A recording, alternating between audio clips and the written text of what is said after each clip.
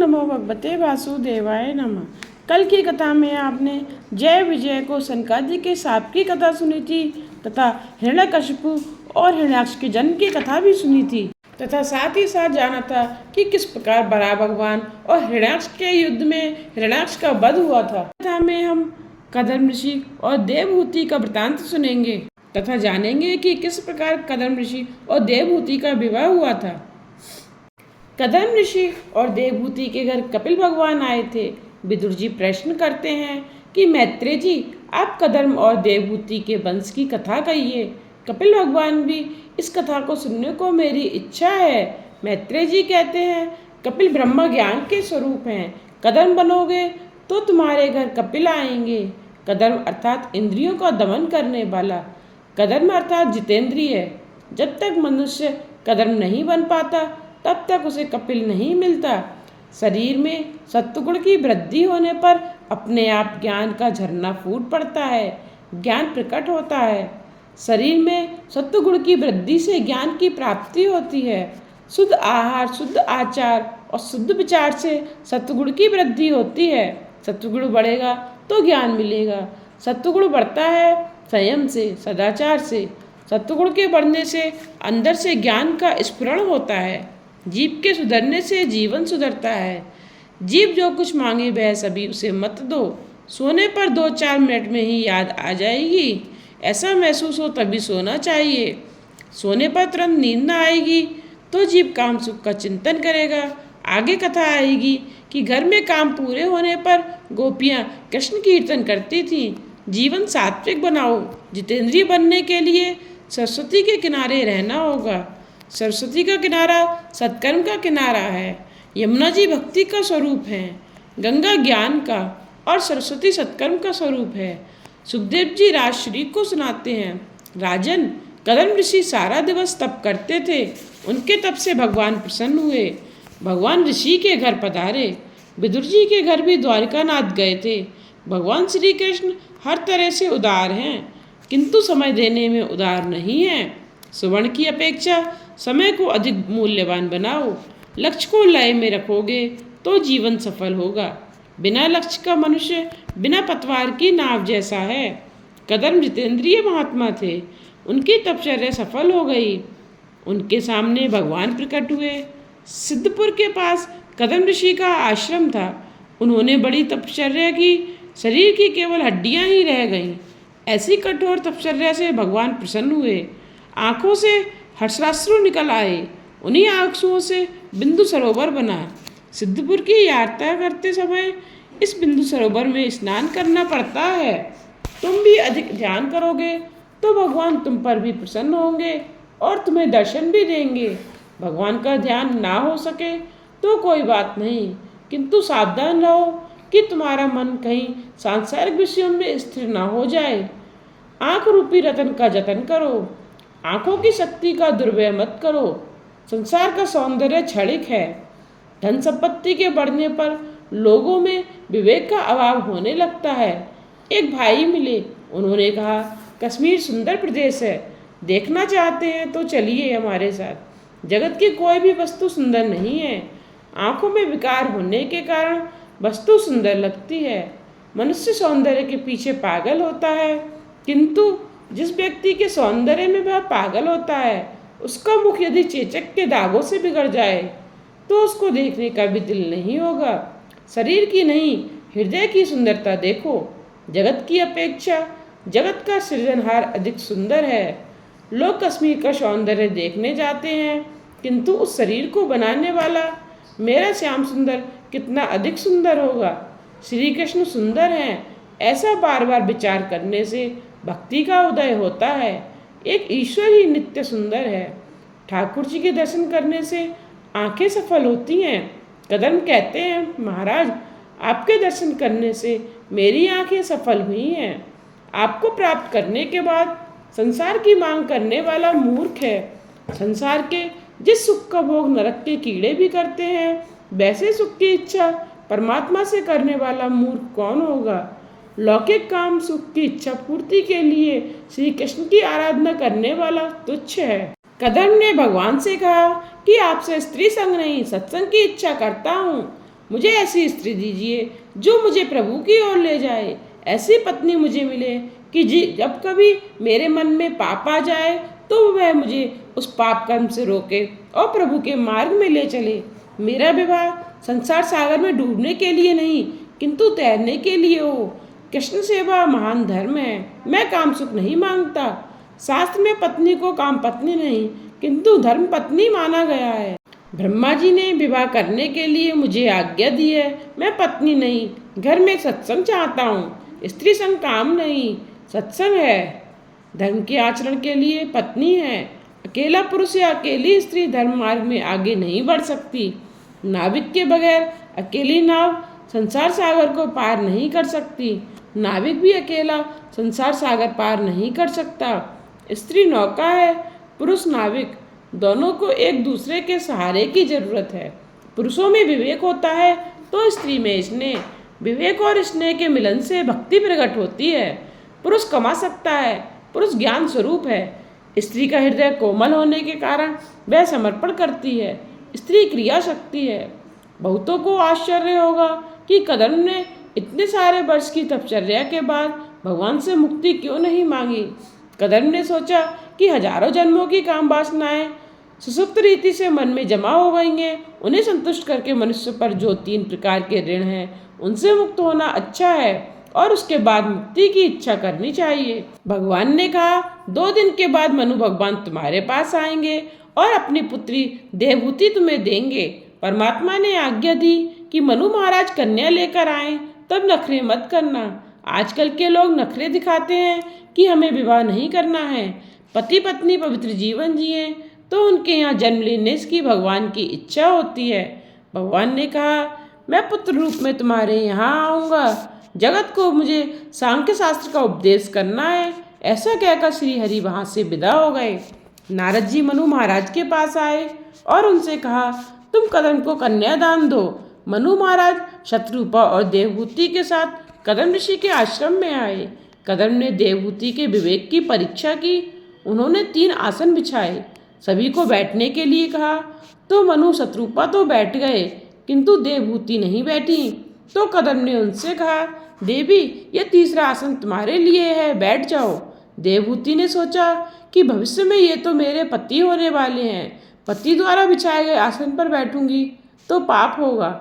इस आसन पर बैठना मेरा धर्म नहीं है और आसन पर न बैठने से आसन देने वाले का अपमान होगा। सो अपना दाहिना हाथ आसन पर रखकर आसन के पास वह बैठ गईं। वह बेचारी पुराने जमाने की थी, आजकल के जमाने की होती तो आसन पर पहले से ही बैठ जाती।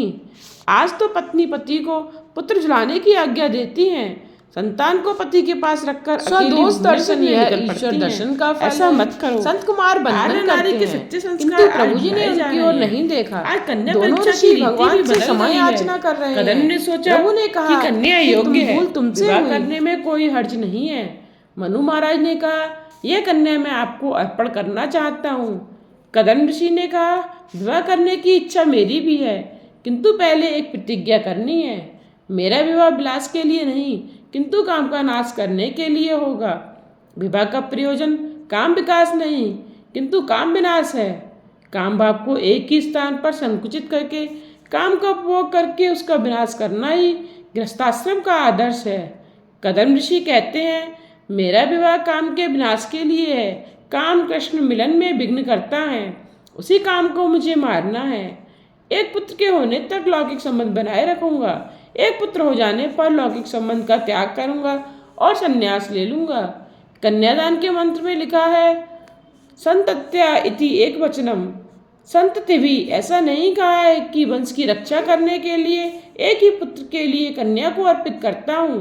शास्त्र ने पहले पुत्र को ही धर्मपुत्र कहा है, अन्य सभी पुत्र कामज पुत्र हैं। कामाचरण के लिए नहीं धर्माचरण के लिए विवाह है। पिता पुत्र से कहता है कि तू मेरी आत्मा है। एक पुत्र के बाद पत्नी माता समान होती है। काम ईश्वर की भांति व्यापक होना चाहता है। जहाँ सुंदरता दिखती है वहीं काम उत्पन्न होता है। उसे एक ही स्त्री में संयोग और नाश करने को विवाह करना है। विवाह के समय सावधान कहा जाता है क्योंकि सभी जानते हैं कि विवाह के बाद वह सावधान नहीं रहेगा। विवाह के बाद सावधान रहे वही जीत जाता है। अथवा जो पहले से सावधान होता है वही जीतता है।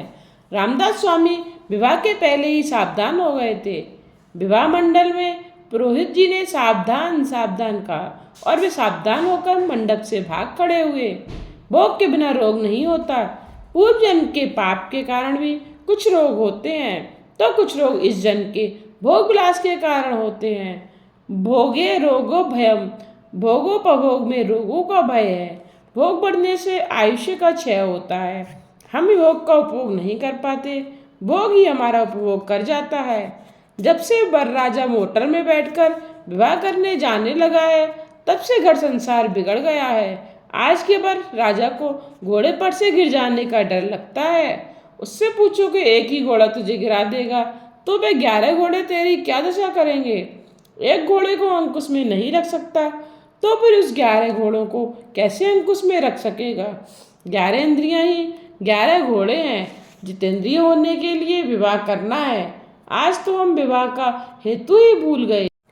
कदम ऋषि ने आदर्श बताया कि मेरा विवाह एक सत्पुत्र के लिए है, उसके बाद मैं संन्यास लूंगा।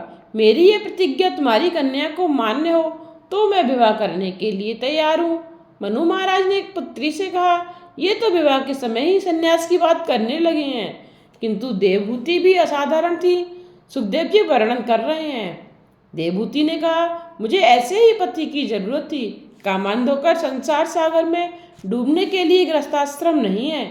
मेरी ऐसी ही इच्छा थी कि मुझे कोई जितेंद्रिय पति मिले। देव को बुलाने वाली शक्ति ही देवहूति है। निष्काम बुद्धि ही देव को बुला सकती है। मनु महाराज ने विधिपूर्वक कन्यादान कर दिया। देवहूति और कदम का विवाह हो गया। देवहूति कदम के आश्रम में रहने लगी। उसने सोचा कि मेरे पति तपस्वी हैं, अतः मुझे भी तपस्विनी होना होगा। वे दोनों 12 वर्ष एक ही घर में रहते हुए भी संयमी और निर्विकार रहे। मिथिला प्रदेश में आज से 1100 वर्ष पहले वाचस्पति मिश्र नाम के ऋषि हो गए थे। षडशास्त्रों पर उन्होंने टीकाएं लिखी हैं जो आज भी प्रख्यात हैं। वे सारा दिन तपश्चर्या और ग्रंथ लेखन में बिताते थे। विवाह होने के बाद 36 वर्ष गुजर गए, किंतु वे ये भी नहीं जानते थे कि उनकी पत्नी कौन है। 36 वर्ष साथ रहने पर भी वे अपनी पत्नी को पहचानते नहीं थे। एक दिवस वे ब्रह्मसूत्र के शांकर भाष्य पर टीका लिख रहे थे। भाष्य लिख रहे थे, किंतु एक पंक्ति कुछ ढंग से लिखी नहीं जा रही थी। दिया भी कुछ धुंधला हो चला था, अतः ठीक तरह से दिखता भी नहीं था। उनकी पत्नी दिए की लौ बढ़ा रही थी। इतने में वाचस्पति की नज़र उस पर पड़ी तो उन्होंने पूछा, देवी तुम कौन हो? विवाह हुए 36 वर्ष बीत चुके थे, फिर भी वे पत्नी को पहचानते नहीं थे। कितने संयमी और जितेंद्रिय होंगे वे। पत्नी ने कहा, कभी आपका विवाह हुआ था वह याद आता है? वाचस्पति ने कहा, हाँ कुछ कुछ याद आ रहा है। पत्नी ने कहा, मेरे साथ आपका विवाह हुआ था, मैं आपकी दासी हूँ। आज से 36 वर्ष पहले हमारा विवाह हुआ था। पत्नी ने विवाह की याद दिलाई तो वाचस्पति के मन में प्रकाश जगा और उन्होंने पत्नी से कहा, तेरे साथ मेरा विवाह हुआ है। 36 वर्ष तूने मौन ही रहकर मेरी सेवा की। तेरे उपकार अनंत हैं। तेरी इच्छा क्या है? पत्नी भामती ने कहा, नाथ मेरी तो कोई भी इच्छा नहीं है। आप जगत के कल्याण के लिए शास्त्रों की टीकाएं रचते हैं। मैं आपकी सेवा करके कृतार्थ हुई हूँ। आपकी सेवा करते ही मेरी मृत्यु हो। वाचस्पति का हृदय भर आया। पत्नी से और एक बार कुछ मांगने को कहा, किंतु उसने कुछ भी नहीं मांगा। वाचस्पति कहते हैं, देवी तुम्हारा नाम क्या है? भामती बोली, इस दासी को सब भामती कहते हैं। वाचस्पति बोले, मैं शांकर भाष्य पर जो टीका लिख रहा हूँ उसका नाम मैं भामती टीका रखूंगा। आज भी वाचस्पति की वह टीका भामती टीका के नाम से प्रसिद्ध है। ऐसा था हमारा भारतवर्ष। एक ही घर में 36 वर्ष तक साथ साथ रहकर भी संयम का उन्होंने पालन किया था। ऐसे संयमी को ही ज्ञान मिलता है। ज्ञान बाजार में नहीं मिलता। आजकल पुस्तकों के द्वारा ज्ञान का प्रचार और प्रसार तो बहुत हो रहा है, किंतु किसी भी व्यक्ति के मस्तिष्क में ज्ञान दिखाई नहीं देता। पूर्ण संयम के बिना ज्ञान नहीं पाया जा सकता। पूर्ण संयम के बिना परमात्मा भी प्रकट नहीं होते। एक ही घर में रहकर भी कदम देवहूति ने 12 वर्ष तक और वाचस्पति भामती ने 36 वर्ष तक संयम का पालन किया। आजकल का मनुष्य तो 36 घंटे भी संयमित नहीं रह सकता। कदम जीवात्मा है, और देवहूति बुद्धि है। देवहूति देव की बुलाने वाली निष्काम बुद्धि है। एक दिवस कदम ने देखा कि देवहूति का शरीर बहुत दुर्बल हो गया है। उन्होंने मेरी सेवा करते करते अपना शरीर सुखा दिया है। यह देखकर उनका दिल भर आया। उन्होंने देवहूति से कहा, देवी कुछ वरदान मांगो, तुम जो भी मांगोगी वही मैं दूंगा। देवहूति ने कहा, आप जैसे ज्ञानी पति मुझे मिले हैं वही वरदान है। मैं तो पूजा करके बस इतना ही मांगती हूँ कि मेरा सौभाग्य अखंडित रहे। पहला पेट है, यह पेट का दाता परमात्मा।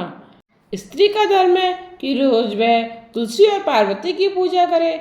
आज की स्त्री तुलसी की पूजा तो करती होगी, किंतु चाय नाश्ता करने के बाद ही। यह सुनकर कदम बोले, कुछ ना कुछ तो तुम्हें मांगना ही होगा। पति के आग्रह करने पर देवहूति ने कहा कि आपने प्रतिज्ञा की थी कि एक संतान के होने पर संन्यास लेंगे। अब यदि इच्छा हो तो एक बालक का मुझे दान दे।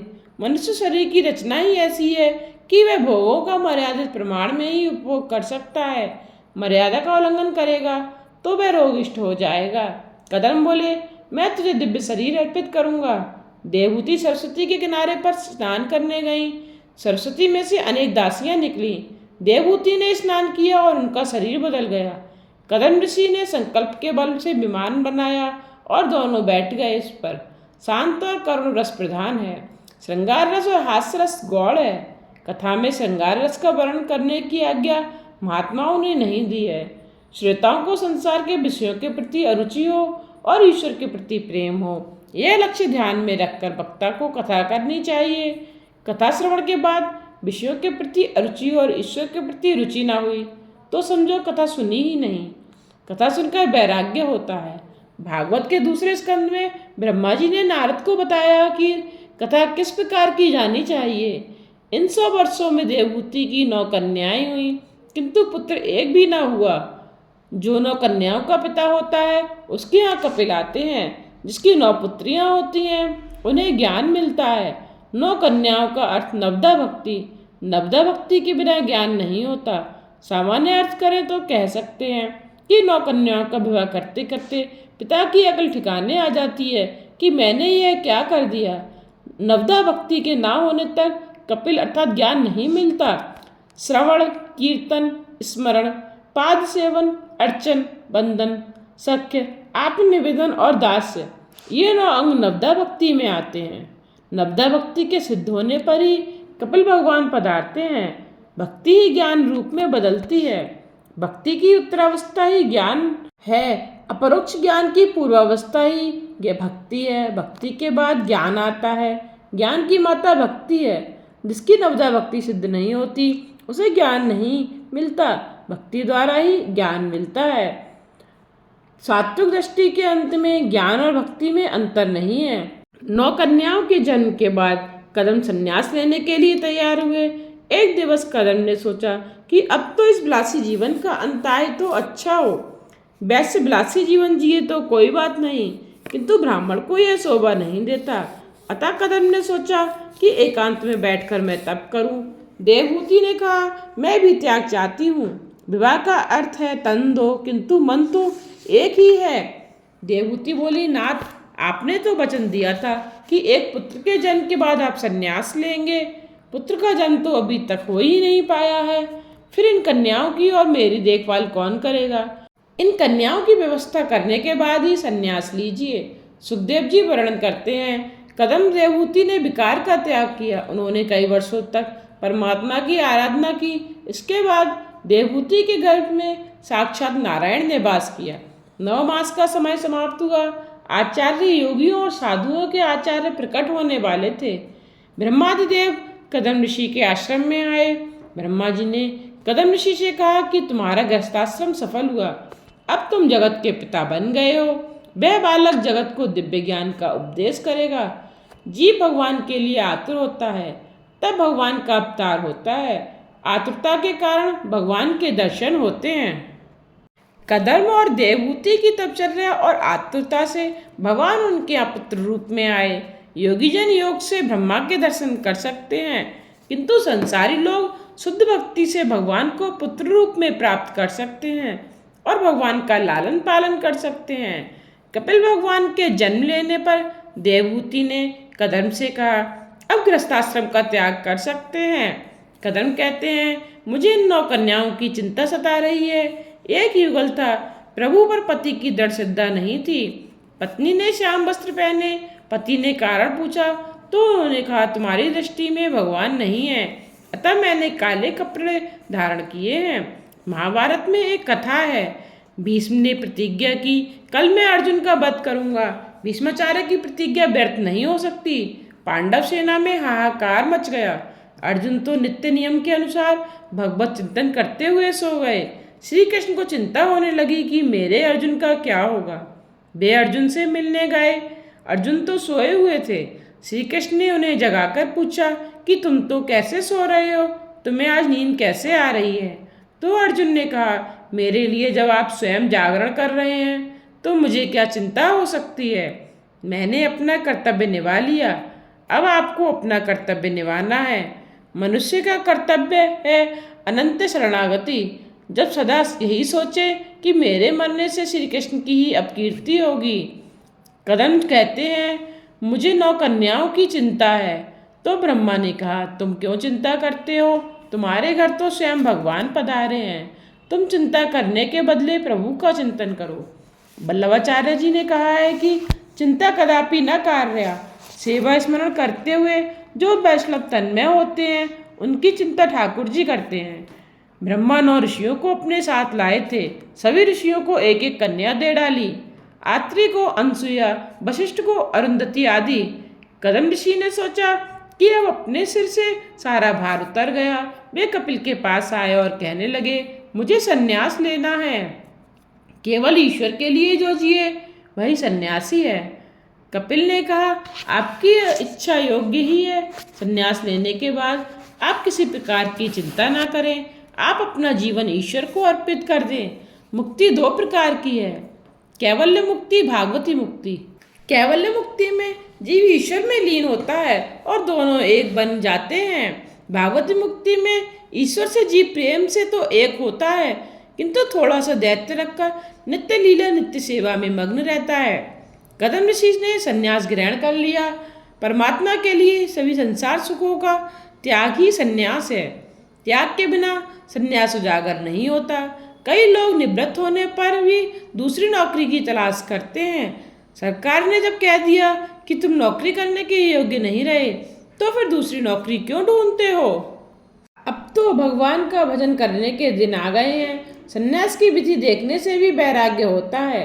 संन्यास की क्रिया में बिरजा होम करना पड़ता है। देव, ब्राह्मण, सूर्य, अग्नि आदि की साक्षी में बिरजा होम किया जाता है। फिर नदी में स्नान करके लंगोटी फेंककर नग्नावस्था में निकलना पड़ता है। आदि नारायण का चिंतन करते करते कदम ऋषि को भागवती मुक्ति मिली। कपिल गीता का प्रारंभ हुआ। प्रसंग दिव्य है। पुत्र माता को उपदेश दे रहा है। भागवत के इस महत्व के प्रकरण में 9 अध्याय है। कपिल गीता का प्रारंभ 25वें अध्याय से है। इसमें सांख्य शास्त्र का उपदेश है। 3 अध्यायों में पहले वेदांत का ज्ञान आता है और अंत में भक्ति वर्णन किया गया है।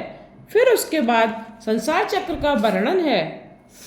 आगे की कथा सुनने के लिए मेरे चैनल को सब्सक्राइब करके बेल आइकन पर प्रेस करके ऑल पर क्लिक करना ना भूलिएगा, जिससे आने वाले वीडियोस की नोटिफिकेशन आप तक पहुंचते रहें।